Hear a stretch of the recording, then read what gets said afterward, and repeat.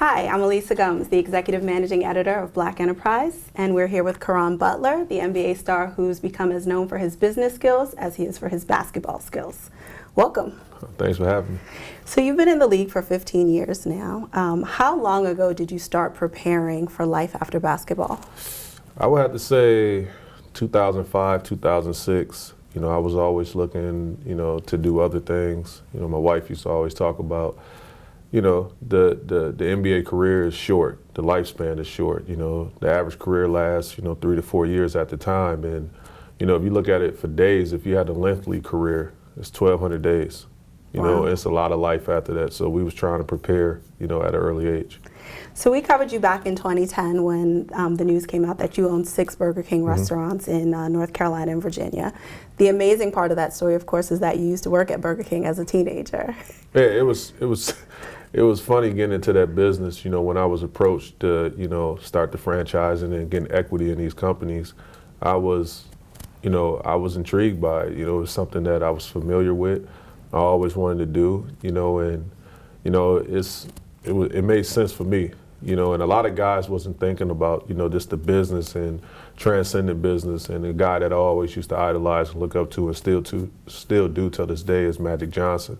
He was a trendsetter. He was before his time, and he was a guy that got into business and networking. And when I used to watch the games, I used to be like, man, he's everywhere. Like, he's not only on the basketball court, but you see him behind the camera, on the camera, with different folks from different walks of life. And I started understanding that, that you got to do these things and you got to, plant these seeds and start, advancing going forward. So what's it been like being a franchise owner? It's been hectic, especially when, we was in the grit of it.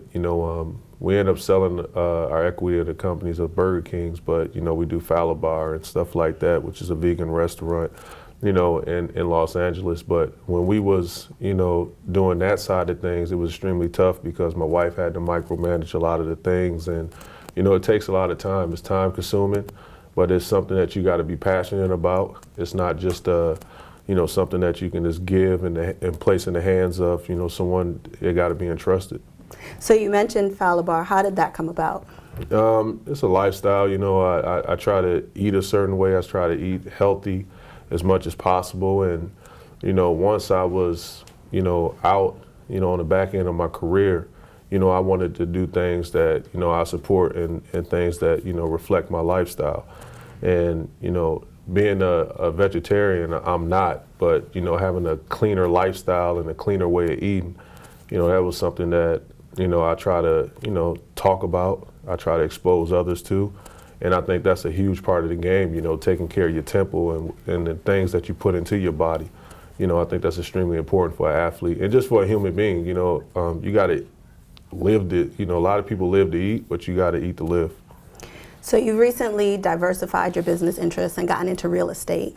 Tell us about that. Well, Butler Group Homes, that was something that I always wanted to do. And the market, the market just summoned me to do that. It was a lot of, houses and real estate and different type of properties that was available in the Wisconsin market, for the low end.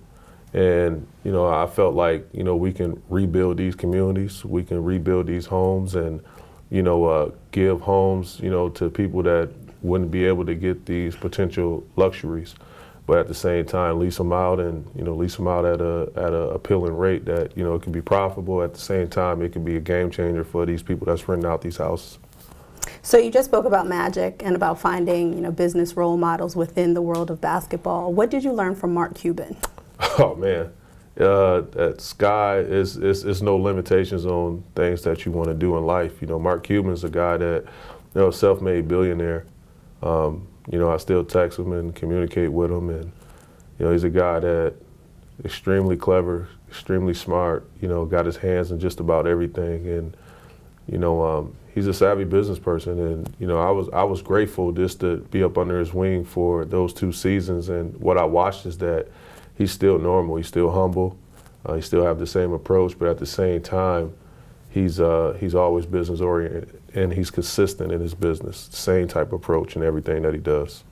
So I read that you also pursued some formal business training, with a plan to take some business management classes at Duke. I'm a Tar Heel, by the way, so I'll have to forgive you for that. But why was it important to you to get, a real business education? Well, the NBA offers so many programs, right? So they offered the broadcasting thing, which, I ventured off and did ESPN, Turner, done Fox as well, with all these networks, and, that Syracuse broadcasting program. But then they also offered the leadership program, where took full advantage of that as well. The coaching program took full advantage of that. And then when it came to the business side, where, guys need to transcend the game and go off into other avenues and different aspects, we have so much, so many people out there that from different walks of life that's done so many amazing things. And, from franchising to, creating things to being entrepreneurs, and we're exposed to so much, and people don't take advantage of the people that we have access to. So I wanted to do just about everything, all these programs that's available for me, and they're for free. You got to take advantage of it, and you never can learn too much, and that's my approach with it. So you mentioned broadcasting. As your playing years have been winding down, you've been doing more broadcasting gigs. How have you approached that as a career transition? It's something that I always wanted to do since 2007. My wife always seen me as a coach. She said, "You're always coaching, you're always talking, you're telling somebody what to do," but that's just my personality. Always giving direction and, being a leader and taking on that role. But broadcasting is my way of still staying close to the game, where I educate. I give my wisdom and my insight, and I do it from a respected point of view. I'm not trying to down anyone. I'm just telling you the tale of the tape. If you was watching it by yourself, I'm telling you, I'm giving you a visual exactly of what you would see. Okay. Well, thank you for sharing your wisdom with us. Appreciate it.